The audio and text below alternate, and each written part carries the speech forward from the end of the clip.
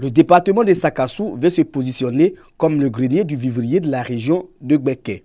Pour relever ces défis, les coopératives agricoles de jeunes et de femmes sont soutenues par les cadres. C'est le cas du directeur du cabinet du vice-président de la République. Emmanuel Aoutou a fait don d'intrants d'une valeur de 12 millions de francs CFA, dont composés d'urée, de MPK, d'engrais organiques et de semences de vivriers.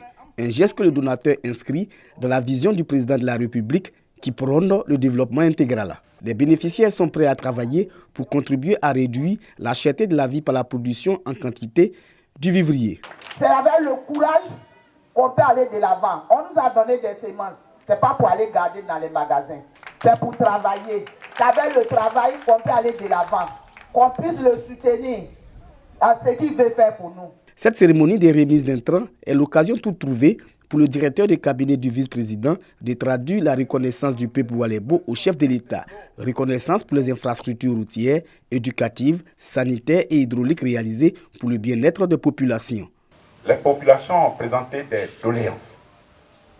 Parmi ces doléances, et en tête, il y avait la route Sakassou-Tébissou. Aujourd'hui, c'est cette route-là que nous empruntons en venant ici. Alors quand vous faites ça, vous avez le devoir moral d'être reconnaissant, de dire merci, merci, merci, Monsieur le Président. Pour une meilleure utilisation de ces intrants et semences, une équipe technique accompagnera les coopératives bénéficiaires.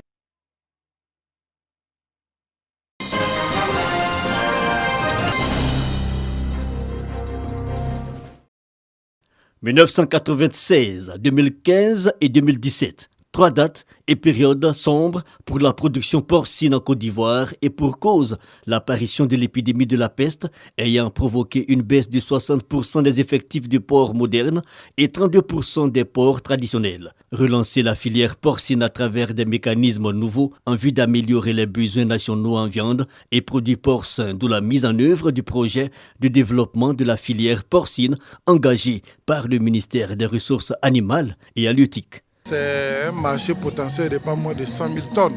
Mais nous ne produisons que 11 000 tonnes. Les 85% sont importés de l'extérieur.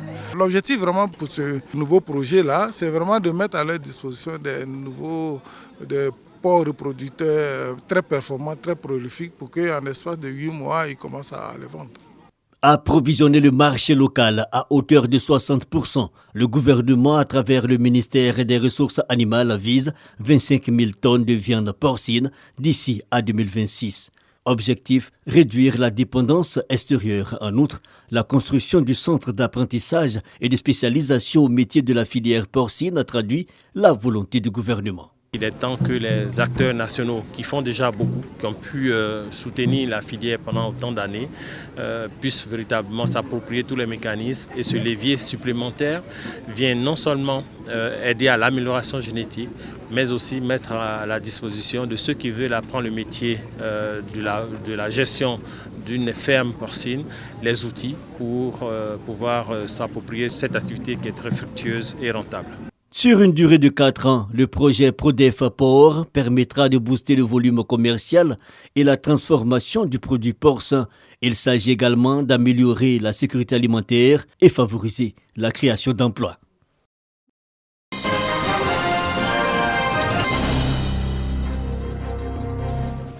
Ado Gagnoa, petit village est situé dans le canton Pakolo, sous-préfecture de Gagnoa. Flore gagne bien sa vie grâce à sa cabine téléphonique. Moi, au début, je n'avais pas un grand fonds de commerce.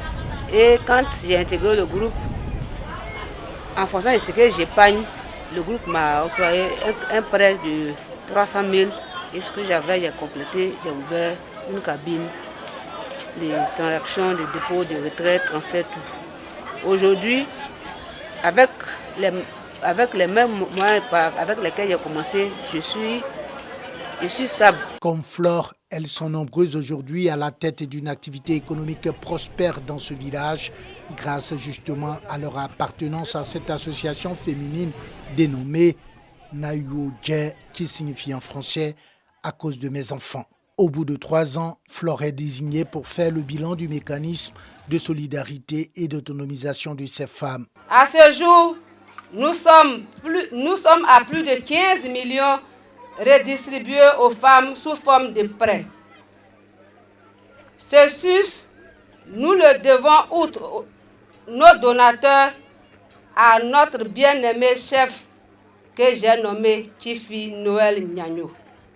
Le chef canton du village de Pakolo de retracer l'itinéraire de persévérance et de résilience de ces femmes rurales. 300 000 francs, elles sont passées à 900 000. 900 000, 2020, Amédée Kouakou arrive ici, je lui parle des femmes, il donne 1 million. De 900 000, elles passent à 2 millions, 6 millions. Elles sont aujourd'hui à 15 millions. Ce mécanisme d'autonomisation des femmes de ce village, porté par leur union, est aussi le fruit d'un tissu social solide, a fait observer le sous-préfet.